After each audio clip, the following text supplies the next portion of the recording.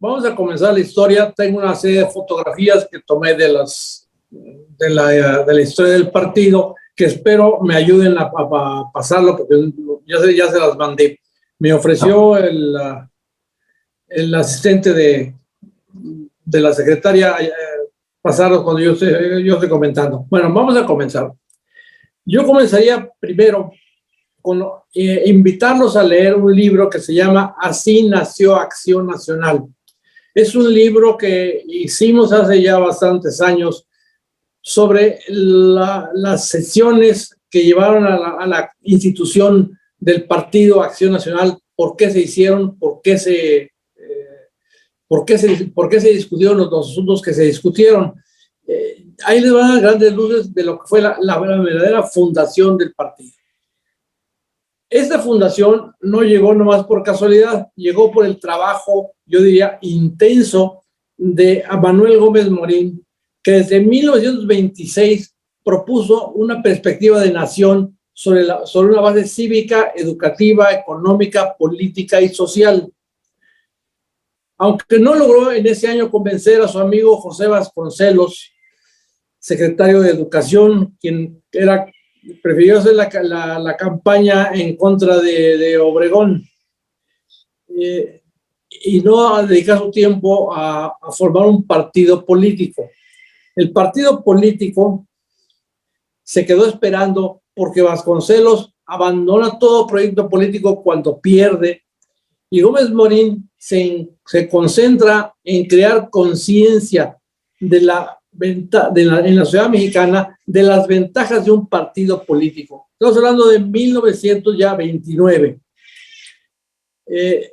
Logró juntar un par de amigos, un par de interesados, empezó a despertar el deseo de participar para encontrar soluciones para el país. Es hasta 1939, cuando prepara a grupos de jóvenes para formar un comité organizador que concrete la idea de una institución política permanente. En ese comité organizador fue integrado por muchos otros que luego lucieron en los años 40, 50 y 60 como promesas y que realmente fueron realidades en la Cámara de Diputados. Miguel Estrada Iturbide, Rafael Preciado Hernández, Juan Landerrecho Obregón, Gustavo Molina Fons, Manuel Herrera y Lazo, Aquiles Elordi, Luis Calderón Vega y Efraín González Luna. Aclaro que Efraín González Luna fue la mente que definió la doctrina del partido como humanismo político. Él la redactó, él la concibió y él la puso en acción. Yo quisiera pasar la siguiente filmina, donde está ese es Manuel Gómez Morín, el que fundó el partido, y en la siguiente está la mesa directiva de la Asamblea Fundacional del partido. Del 14 al 17 de septiembre de 1939 se reúne la Asamblea Constituyente de Acción Nacional en el Frontón México. ¿Por qué en el Frontón México? Porque era un espacio lo suficientemente grande para permitir la discusión, para permitir que se intercambiaran ideas y que pues estaba al alcance de los recursos que tenían el partido en ese momento. Quiero aclarar que los primeros, si no 20, a lo mejor 40 años de historia del partido son la historia muy de muchos años de sacrificio. No son años fáciles, no había dinero, no había recursos, se tenía que conseguir a través de donativos, a través de aportaciones personales. No había mucha esperanza de ocupar un puesto, así que todo era heroico, y así lo vamos a ver. La primera ocasión en que el partido pudo haber participado fue en 1940.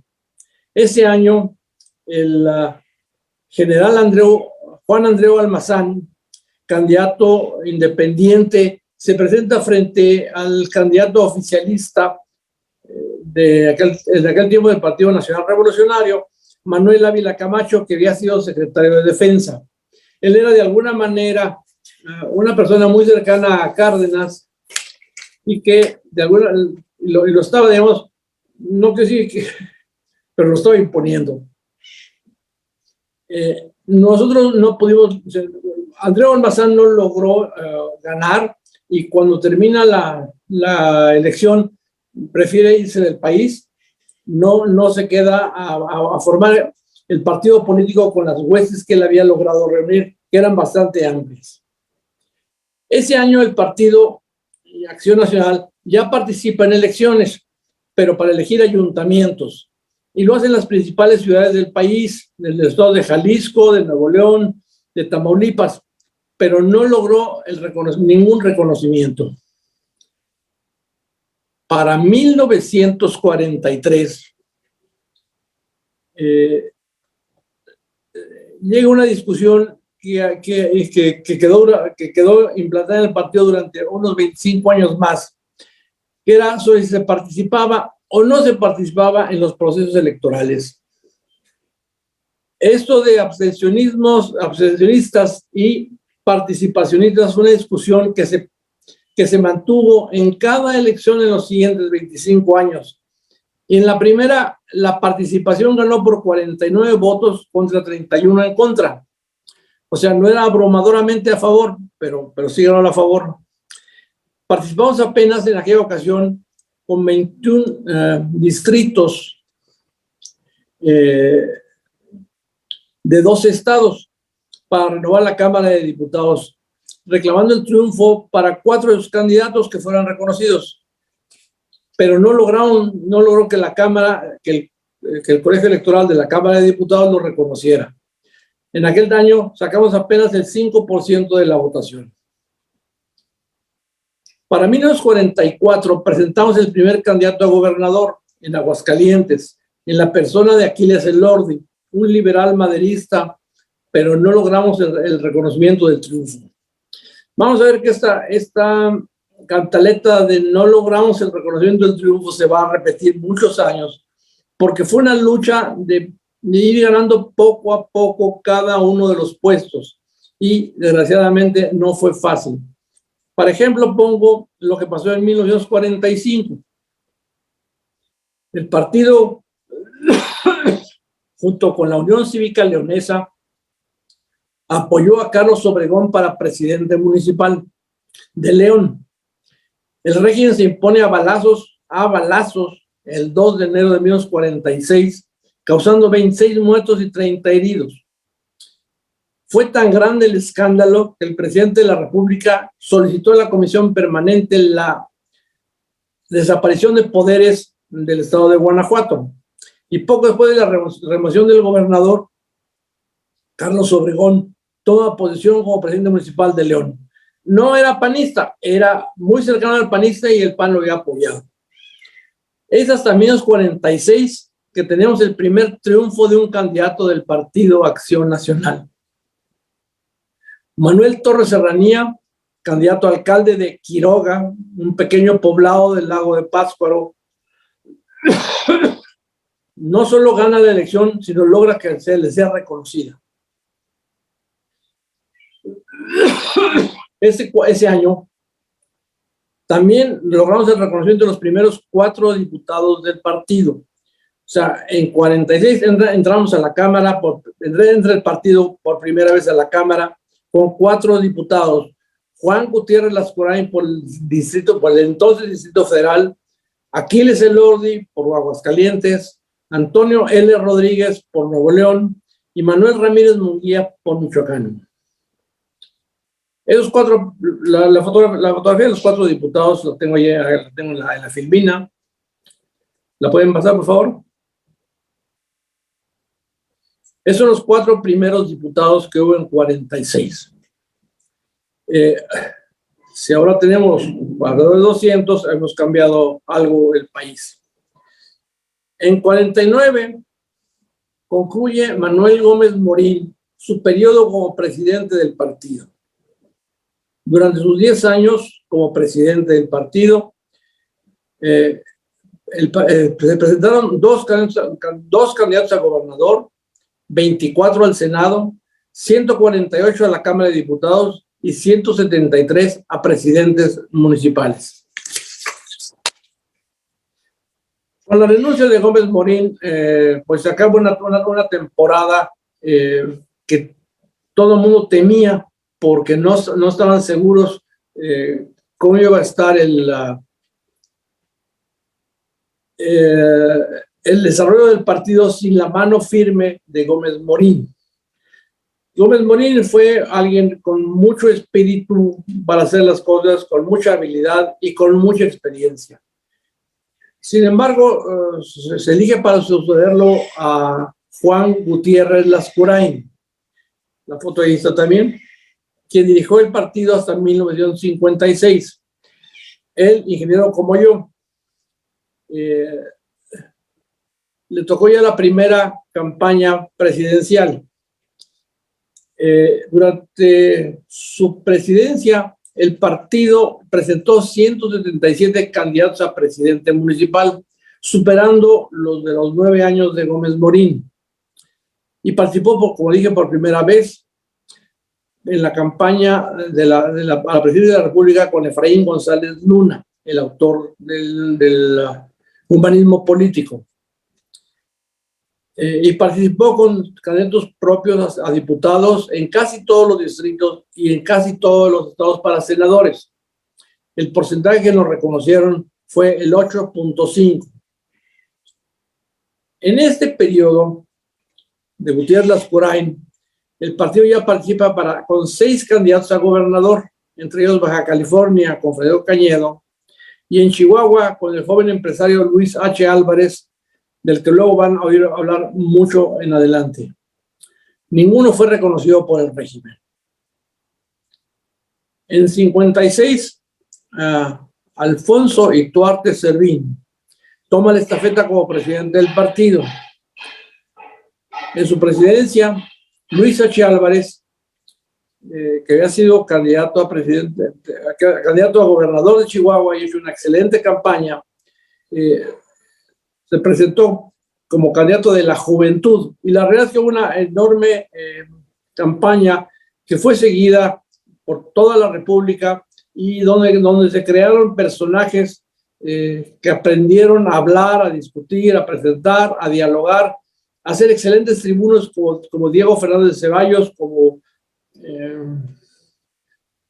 ya no me acuerdo los demás que había, pero bueno, pero desde entonces está Diego en acción desde la campaña de Luis Álvarez. Simultáneamente, ya fueron 51 estados en los que el PAN presenta candidato al Senado y 140 candidatos a diputados federales, entonces de 161 que había. Y al partido se le reconoce el 9.42, apenas superior al de 6 años antes. Pero hubo un problema. Se nos reconoce la mayoría en 6 distritos electorales, pero había habido una serie de atropellos que hicieron que el partido no quisiera aceptar esos 6 diputados porque estaban bloqueados ya muchos otros más. Y entonces el Consejo decidió que los diputados no tomaran posición. 4 de ellos hicieron caso a la decisión del Consejo y 2 hicieron caso omiso y se presentaron como diputados, fueron diputados independientes por el resto de la legislatura. Yo diría que en ese momento la relación entre el partido y el gobierno llegó a su punto más bajo. Lo que sí hay que destacar es la participación femenina en las candidaturas al Senado y a la Cámara de Diputados. Ya empieza a haber esa participación. Recuerden que en el 53 se dio el voto a la mujer. Entonces, el que haya habido ya 8 candidatas al Senado y 21 candidatas a diputados en ese año es una gran ventaja, hasta el año 55. Okay. En 1959, José González Torres asume la presidencia. Pueden cambiar. Y le da un énfasis especial a la libertad religiosa y a la libertad de educación.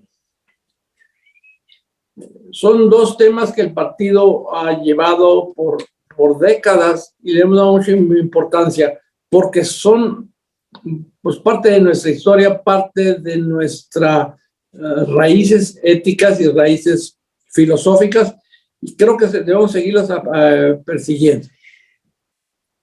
Ya en aquel año, 1959, presenta como candidato a gobernador de Baja California a Salvador Rosas Magallón.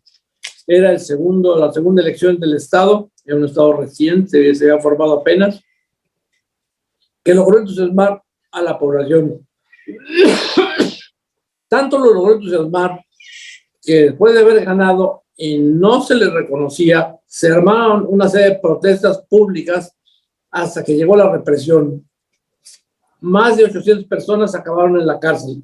No hubo ningún muerto, Dios gracias, pero la represión estaba muy fuerte.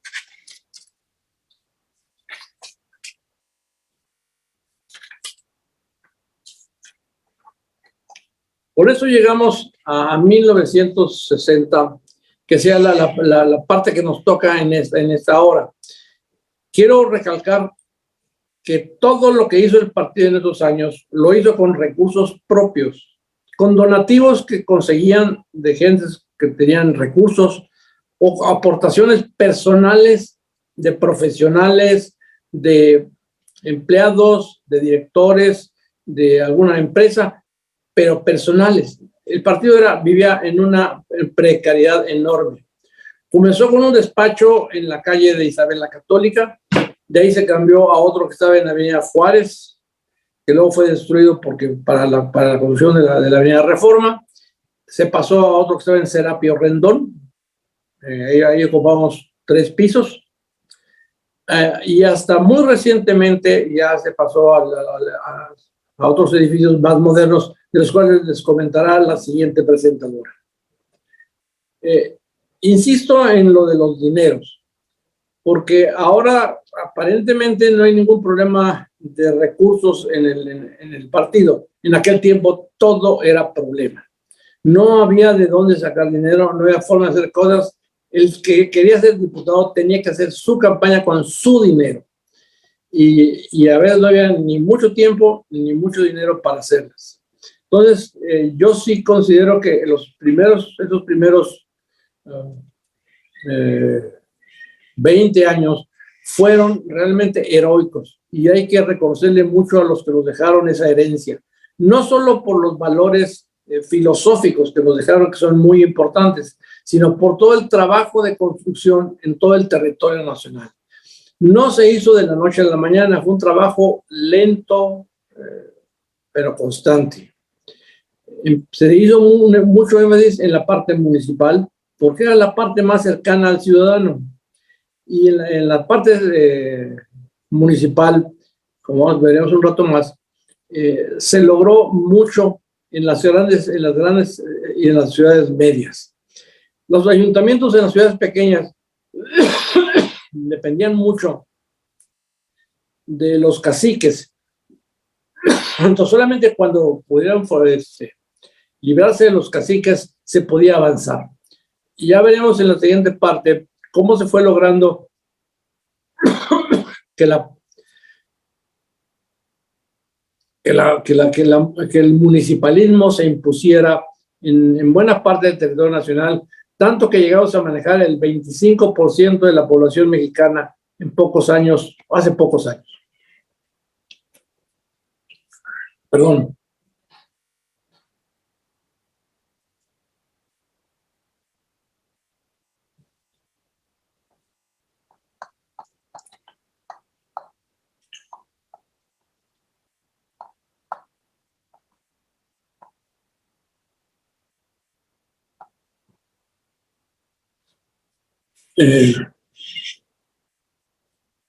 Al mismo tiempo, el partido comenzó a trabajar en la formación de cuadros, no solamente en la formación de candidatos, sino en la formación de gentes que pensaran, de gentes que estudiaran, de gentes que comenzaran al trabajo intelectual que ha caracterizado al partido durante tantos años.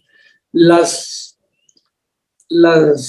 plataformas que ha preparado el partido fueron básicamente el trabajo de unos cuantos que se dedicaron a estudiar y a hacer propuestas de su tiempo y de su peculio. No había recursos. Como veremos más adelante, cuando llegó un ingenioso método para empezar a rifar automóviles, el partido logró tener más recursos, pero aún así eran muy, muy limitados. No teníamos grandes posibilidades de hacer cosas, ni por supuesto no pensar en pagar autobuses para juntar gente en un meeting en la capital del estado. No había recursos para eso.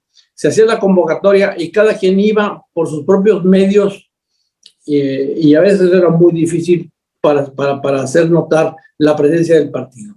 Fueron años heroicos y yo sí quiero hacer un reconocimiento a todos aquellos que nos dieron esos primeros 20 años, 21 años de la historia del partido, porque realmente han hecho que el partido llegue a ser lo que hoy es.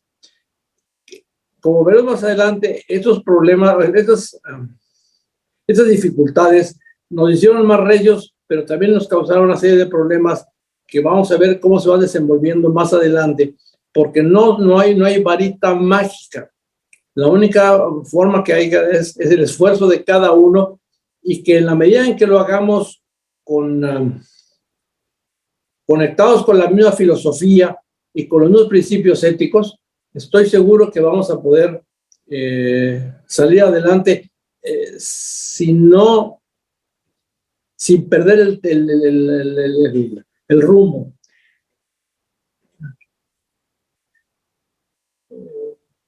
No sé si alguien quiere hacer alguna pregunta sobre esos primeros años antes de que yo... pues no creo que tenga caso de pasar todavía a la siguiente parte, pero podría yo ahondar en alguna escena de esos años de historia, pero creo que valdría la pena escuchar preguntas de ustedes si las tienen.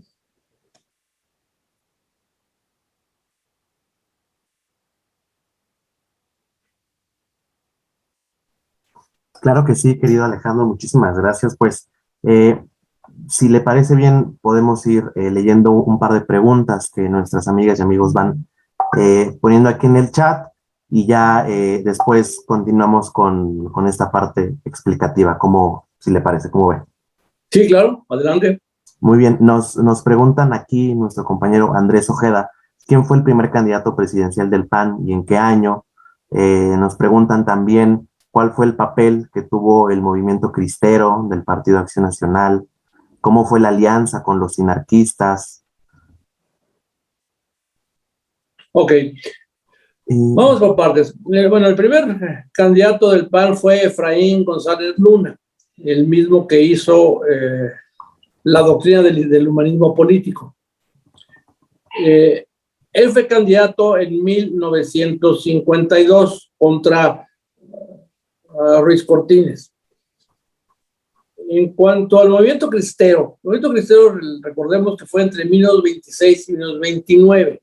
Fue un movimiento muy localizado geográficamente en el centro de la República, algunos también en Tabasco, pero fue básicamente en Guanajuato, en Michoacán, en Jalisco, Aguascalientes y Zacatecas.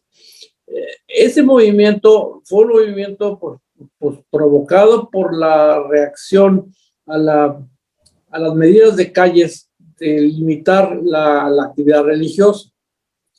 Cuando se llega al acuerdo en 29, el concordato entre la Iglesia Católica y el gobierno federal, se disuelve el movimiento cristero. Pues el movimiento cristero no llega más allá de unos años de los principios de los 30, pero ya no fue un movimiento armado, ya era un movimiento nada más, vamos a llamarle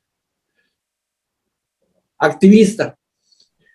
Algunos de los que fueron cristeros sí entraron al partido y otros entraron a la Unión Nacional Sinarquista. La Unión Nacional Sinarquista estuvo muy activa en tiempos de Almazán, o sea, en la campaña de 1940. Pero en aquel tiempo el partido no presentó candidatos, simplemente apoyó a Almazán en lo personal. el miembro del partido que quería apoyar a González lo podía hacer, pero en forma personal, no había forma de hacerlo como partido.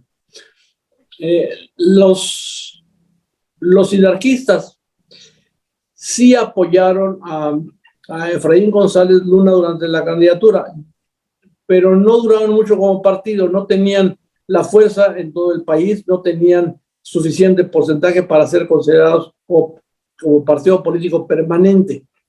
Entonces, sí hay algunos miembros del partido que fueron originalmente sinarquistas, pero realmente no son importantes. Quizás lo que sí valga la pena enfatizar son las visiones filosóficas que dominaron, yo diría que dominan al partido. Una fue la civilista, la que presentaba por Manuel Gómez Morín, de toda la importancia de la participación ciudadana, de la acción política basada en la ley, y la otra de González Luna, que de alguna manera es un poco más cercana a la visión católica, pero no todos los del PAN son católicos, ni todos los católicos son del PAN. Entonces, tenemos que entender que son dos cosas distintas, la religión y la política. Efraín González Luna sí puso una versión política mucho más cercana a la visión de la iglesia, pero no se alejó del pensamiento civilista que planteaba Gómez Morín. Entonces, el partido siempre ha tenido esos dos balances que no están encontrados, simplemente son balances que a veces le dan más importancia a la parte civil, a veces un poco más parte a la parte espiritual. Pero son dos bases que supongo ya las vieron ustedes en este curso desde el principio del partido. ¿Otra más? ¿Alguna otra pregunta? Sí, bueno, hay muchísimas inquietudes. Justo es un tema bastante amplio. Aquí, por ejemplo, una pregunta respecto al movimiento de las mujeres. Nos pregunta Saraí Franklin, las mujeres que conformaron PPM dentro de la fundación del partido, ¿qué relación tenían con los movimientos feministas que llevaron a cabo el primer Congreso Feminista de 1916 por la lucha del voto de la mujer? Creo que esta pregunta podría profundizar mucho justo en la historia del partido en ese sentido. Bueno, mira, la mujer sí participó en la fundación del partido, pero no era ciudadana. Recordemos que la ciudadanización de las mujeres llega hasta 1953, cuando Ruiz Cortines les ofrece la ciudadanía a las mujeres. Antes eran simples seres humanos que no podían votar, no podían opinar, no podían participar, ni en el PAN ni en ningún otro partido. Sí había acciones de las señoras y de las señoritas, pero no era parte de la acción política, porque no estaba legalizada. Entonces, la relación de las mujeres que estaban en el partido o cercanas al partido no tuvieron ninguna relación con movimientos feministas anteriores. Los de la revolución, pues más bien siguieron por su camino, y ya para cuando triunfa la revolución, digamos, y se hace la Constitución de 17, pues las feministas se dan por satisfechas con lo que está puesto en la Constitución, ni siquiera siguieron peleando por el derecho al voto como se les otorgó en 1953. A partir de 53, las mujeres que han participado ya lo hacen con mucha cabeza y con muchas ganas. Ya ustedes tuvieron la oportunidad de ver a Tere Ortuño, y tendrán la oportunidad de ver luego a Cecilia Romero, que son mujeres destacadas y destacadísimas que han hecho del trabajo en el partido su vida, y con muchas ganas le meten a hacer las cosas y hacer las cosas en un plan de igualdad con el hombre. Claro, cada quien en su ámbito. También destacaría yo a María Elena Álvarez de Vicencio. Ella fue dirigente de las mujeres en los años 50, y la realidad es que su esfuerzo sí fructificó. Sí logró, pero no tuvo que ver nada con las luchas feministas de tiempos de la revolución.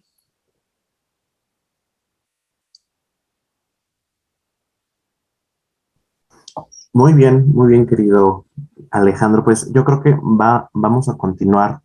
Hay otro punto que ellos que preguntan acerca de los jóvenes de la democracia cristiana. Hubo vamos a llamarle, un intento bastante bien pensado de gente que querían que el Partido Acción Nacional se relacionara con los partidos de la democracia cristiana. No lograron nunca el apoyo mayoritario y hubo un momento en que sus métodos no eran precisamente los mejores y acabaron por algunos por ser expulsados del partido y otros salirse por propias ganas, pero la relación filosófica con la democracia cristiana existe, pero de la relación de acción con la democracia cristiana tardaría unos 40, 50 años más en hacerse real hasta tiempos de Fox.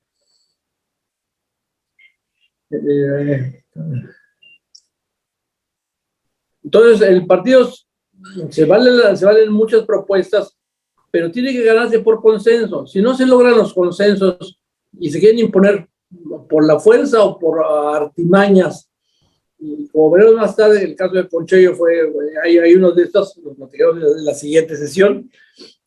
Sí hubo varios intentos de manipular al partido. Han oído ustedes hablar mucho del Yunque. Pues el Yunque es un grupo de gentes que sí quisieron imponerse en el partido, pero que no lo han logrado hacer y que yo espero que nunca lo logren. ¿Otra pregunta?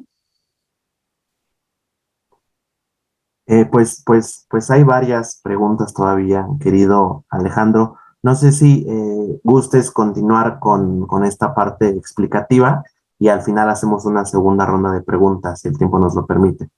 Ok, entonces me voy con la siguiente, con la segunda parte de 1960 en adelante. Claro. La segunda parte, la historia del partido a partir de 1960 es una historia muy interesante porque comienza con un intento de acercamiento al gobierno. No para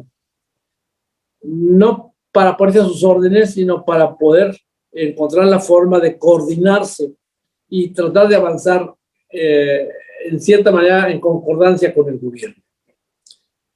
En 1962, el Consejo Nacional elige a Adolfo Crisli Ibarrola como presidente del partido, quien decidió emprender una estrategia de participación electoral y de diálogo sin rencores ni amarguras con el régimen autoritario.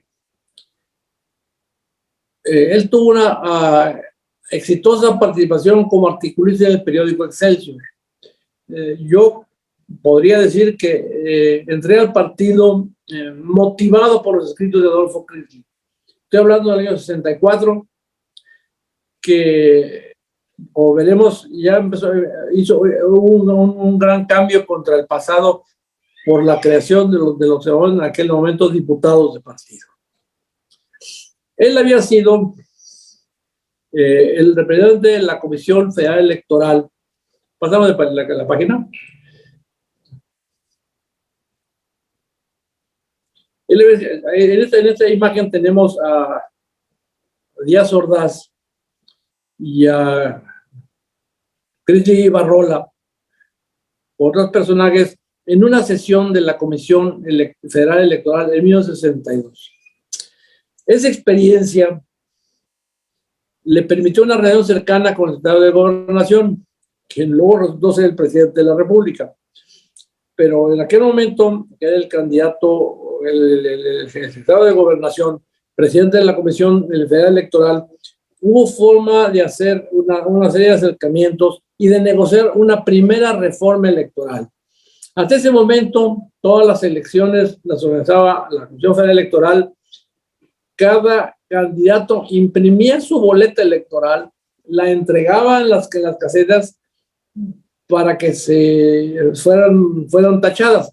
No es como ahora de que hay un instituto electoral que organiza todos los, ¿cómo se llama? todas las elecciones. Era totalmente distinto. La negociación entre Crislev y Díaz Ordaz permitió que hubiera una representación semiproporcional en las siguientes elecciones, y además hubo un ofrecimiento de respetar los triunfos locales del PAN. Y con esos datos, con esos acuerdos, la elección federal del 64 empiezan los diputados de partido. No sé si todos los conozcan, pero ahora los explico en detalle. En 64 es esa elección, el partido postula para la presidencia de la República a José González Torres, a 54 candidatos al Senado, de 60 posibles, a 272 a la Cámara de Diputados. La pasión femenina fue de 8 candidatos al Senado y 18 a la Cámara de Diputados. Y marco los femeninos porque sí hay que ver cómo ha ido avanzando también la participación femenina. Ahora ya se habla más de que tiene que haber la posición afirmativa para que la mitad de los puestos estén ocupados por mujeres. Hay una pequeña discusión que tenemos que acabar de resolver, pero eso será tratado posteriormente. En esa elección, el PAN gana 2 mayorías de 100 y pico de distritos, sí, y le reconocen esos 2 distritos, León y Parral, entre ellos a una mujer, Florentina Villalobos, que fue la primera diputada federal panista. Pero en esa elección hubo 22 diputados del PAN, los 2 de mayoría y los 20 de partido.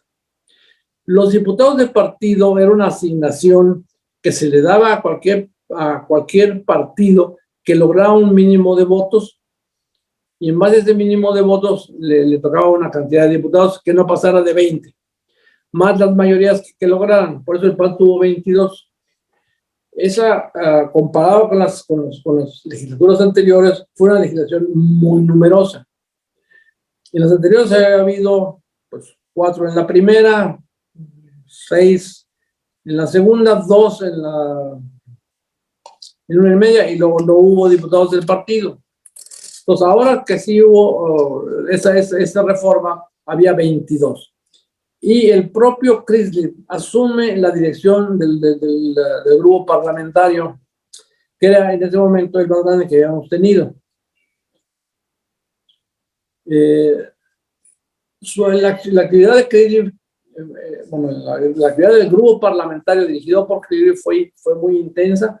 Presentaron 36 iniciativas de ley en ese trienio. Para 1965 se convoca a la 18ª Convención Nacional para analizar la nueva realidad de México, un cuarto de siglo después de su fundación, y proponer la proyección de los principios de doctrina de la que ustedes ya han estudiado.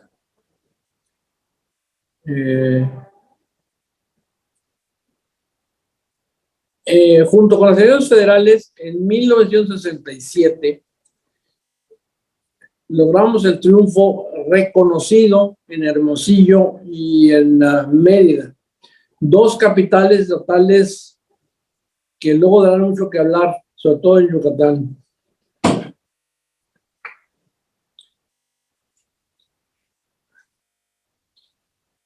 Pero aparentemente hasta ahí llegó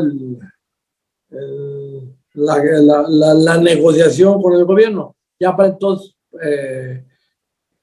Díaz Ordaz es presidente, y aunque tenía su palabra empeñada, en 68 marca un fin. Es el límite de la estrategia que tuvo Crislev frente al gobierno. Pues ya empezó por no reconocer triunfos en municipios de Baja California y Chihuahua, a pesar de la palabra empeñada. Crislev, por motivo de salud, deja la presidencia del partido,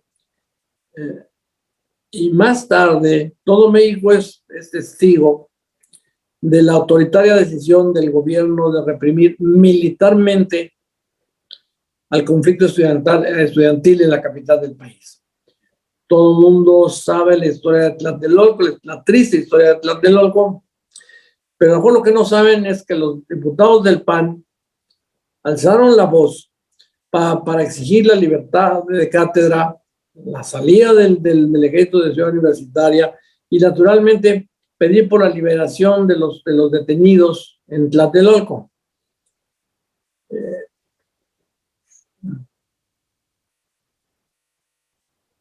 En 69 el partido buscó y decidió un nuevo documento predado por Efraín González Morfín, hijo de Efraín González Luna. Son dos personas distintas, son dos épocas distintas. Estamos hablando ahorita del año 69, no del año del 52, cuando se presenta González Luna. Efraín redactó ese cambio democrático de estructuras en el que habla y destaca el solidarismo como tercera vía frente al capitalismo y el marxismo. Es un documento que con su proyección política aprobada por la asamblea del partido, la convención del partido, lo hace tan popular que resulta candidato electo del PAN a la presidencia en el año siguiente, aunque hubo un pequeño problema del cual vamos a platicar ahorita, que lo detuvo esa candidatura, sujeta a que pasaran una serie de cosas que pasaron exactamente al revés de cómo había salido, pero ahí van. El partido había ganado, o sea, el que era alcalde de Mérida se presenta como candidato a gobernador de Yucatán en 1969. Y en esa campaña que entusiasma a los yucatecos, se gana ¿cómo se llama? La elección, pero el ejército, al igual que había hecho en Tlatelolco, ocupa las calles de Mérida y vuelve a emplear el ejército para resolver protestas ciudadanos.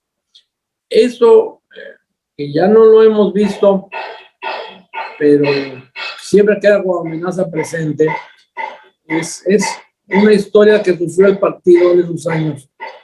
Por esta razón, Efraín suspende la campaña y hasta piensa en retirarse porque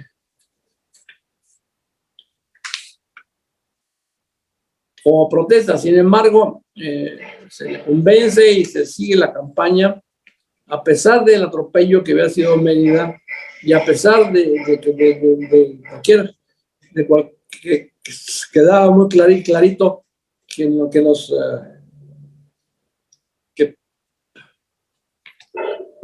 que pudieran ¿cómo se llama? Usar el ejército para resolver todas las protestas electorales. A pesar de eso, en 1970 se reconoció al partido 2 millones de votos, el 14% de la votación, 8 diputados de mayoría y los 20 de partido. Pero ya la discusión entre abstencionistas y participacionistas estaba inmensa en el partido. Y eso del ejército de las calles de Mérida, por supuesto que también influyó en ello. En 1972, el Consejo Nacional elige a José Ángel Conchello como presidente del partido. Decidido participacionista, se enfrentó al discurso izquierdista de Luis Echeverría, sin éxito. Echeverría era, pues yo creo que el modelo del peje, pero bueno, es otra cosa que habría que hablar en otro momento. Sus métodos de Conchello fueron muy agresivos, movió a mucha gente del partido, pero no a todos nos convenció y sí logró ahondar la diferencia entre participacionistas y abstencionistas, tanto que a la hora que quiere ser reelecto pierde la votación ante Efraín González Morfín. y que había sido candidato unos años antes. Cuando queda como presidente, sigue con los problemas de los participacionistas y abstencionistas y tiene muchas dificultades para salir adelante. El caso es que antes de que llegue la siguiente elección renuncia y Efraín es el que renuncia, y aunque queda alguien muy valioso al frente del partido, pues no logra conciliar a abstencionistas y a participacionistas. Tanto que en 1976, cuando llega el momento de elegir candidatos para presidente de la República, la Convención Nacional decide la participación, pero no decide el candidato. En aquellos años, para decidir la participación, bastaba el 51% de los votos, que los hubo, pero para decidir al candidato había que tener el 80% de los votos, o sea que fuera prácticamente por consenso. Y ninguno de los grupos, ni los abstencionistas, ni los participacionistas, pudieron ponerse de acuerdo.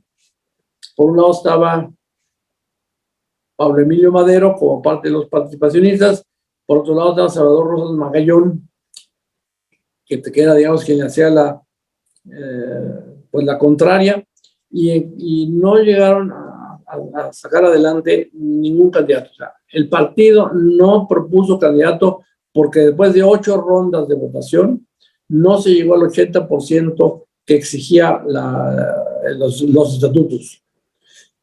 Por única ocasión, el partido no tuvo candidato y dejó que López Portillo se presentara a las elecciones como candidato único.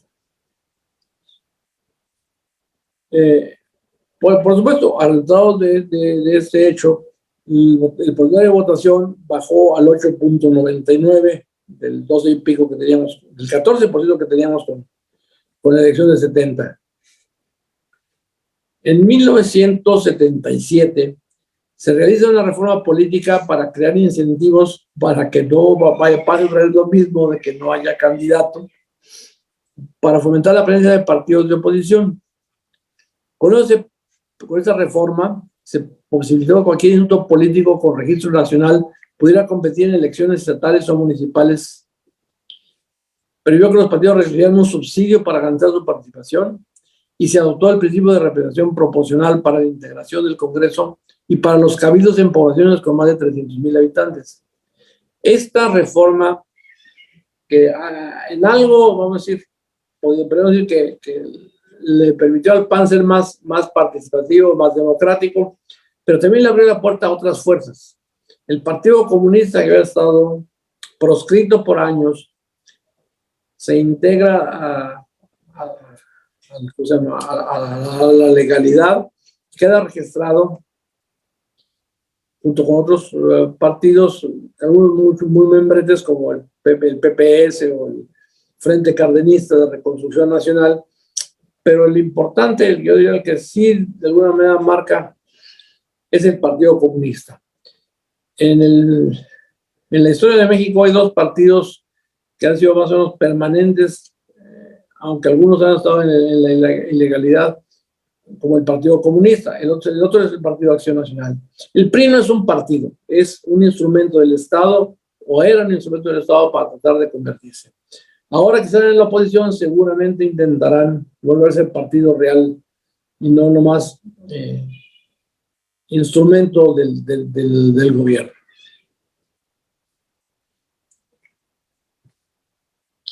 Para cuando llegan las elecciones de 1979, el partido participa en prácticamente todos los distritos con candidatos propios.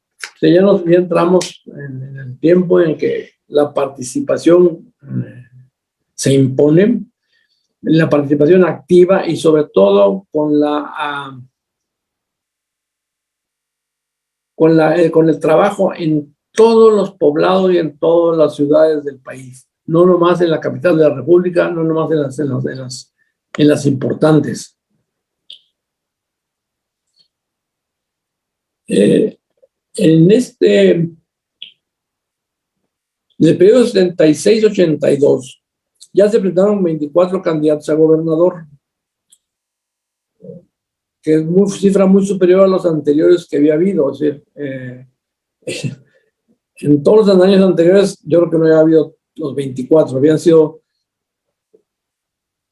en 12 antes del 60, 11 en el 62, 69 y 7, o sea, 22, o sea, se presentaron más que en todo el tiempo anterior. Es hasta fecha reciente en que ya participamos en prácticamente todas las elecciones de gobernador. Y bueno, hasta aquí llega la historia de los tiempos heroicos del partido, porque luego empiezan con otras complicaciones que ya verán ustedes con Cecilia Romero sobre el asunto de cómo se resolvieron los problemas ya con los subsidios. Y se entrará la discusión si nos convino haber aceptado el subsidio o no haberlo aceptado.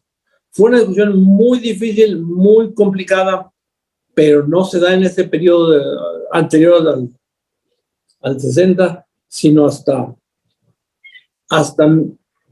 los 89 se da esa discusión. ¿Qué más les puedo platicar de eso? De otras preguntas que entonces.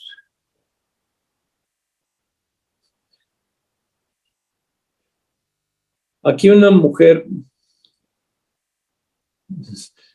pone un punto y me dice que tiene razón. Dice, no éramos ciudadanos, fuimos adolescentes perpetuas, sin derecho a votar ni ser votados. Es correcto.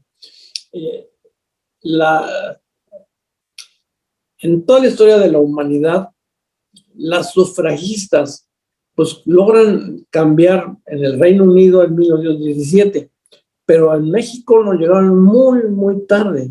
Hasta Guatemala estuvo antes que nosotros, no digamos Chile o otros países de América del Sur. Ciertamente fue muy tarde para las mujeres, pero creo que aún es tiempo y creo que pueden hacer mucho más. No nos ha llegado el tiempo de una candidata a presidente, de una presidenta de la República que sea mujer, pero yo creo que ya estamos preparados. Me preguntan cuál considera que hubiera sido la postura de Gómez Morín, participacionista o abstencionista. Gómez Morín siempre fue participacionista, pero con la condición de que hubiera gentes preparadas para ocupar los puestos, para ser candidatos y no nomás por llenar puestos. Era una participación, un participacionista responsable. Nunca fue abstencionista. Me pregunta aquí Daniel Buendía, ¿cómo definiría la tercera vía y en qué consiste la propuesta que planteó González Morfín? Bueno, si ustedes ya estudiaron lo que se vio a principios del curso de las 3 ponencias, cuando llegan al cambio democrático de estructuras, se van al detalle de qué planteaba Efraín. Ahí está muy, muy, muy nítido, muy claro. Y es, bueno, en vez de que decir, el capitalismo le da toda la preponderancia al individuo y el marxismo toda la preponderancia al Estado. En realidad, los dos tienen un cierto balance, pero el individuo no puede comportarse nada más egoístamente, sino que tiene que tener conciencia social y trabajo social. Ese es precisamente el solidarismo, cuando se define la importancia del individuo, pero al mismo tiempo de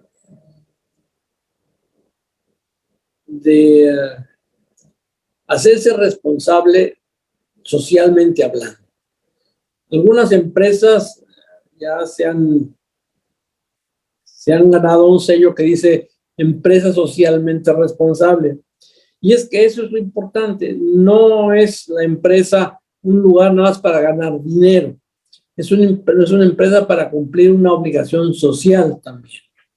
Los empleos que hay en el mundo se deben porque hay inversionistas, pero si el inversionista solamente ve por su bien y no ve por el bien de sus trabajadores ni de la sociedad completa, pues está siendo sumamente egoísta.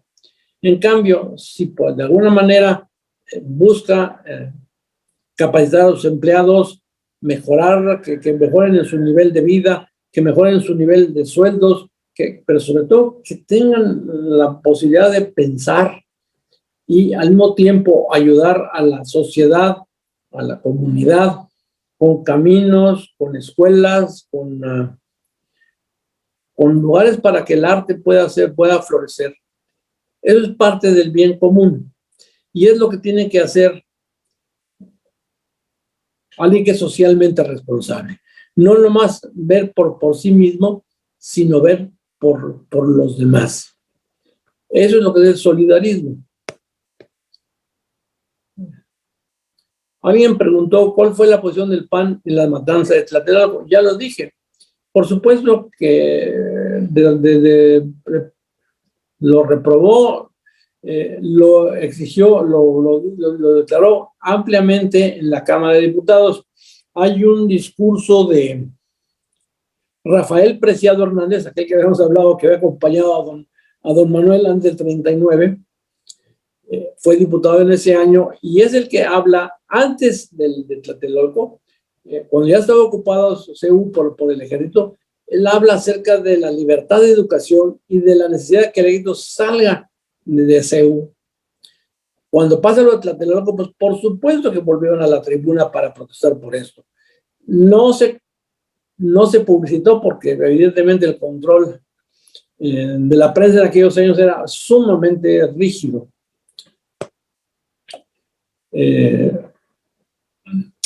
Pero sí hubo protestas. Claro, ¿qué querían que hiciéramos? ¿Que se renunciaran los diputados porque había habido ese problema? No, tenían que al revés. Tenían que hablar para poder decirlo y hablar no tuvieran un riesgo personal. ¿Me explico?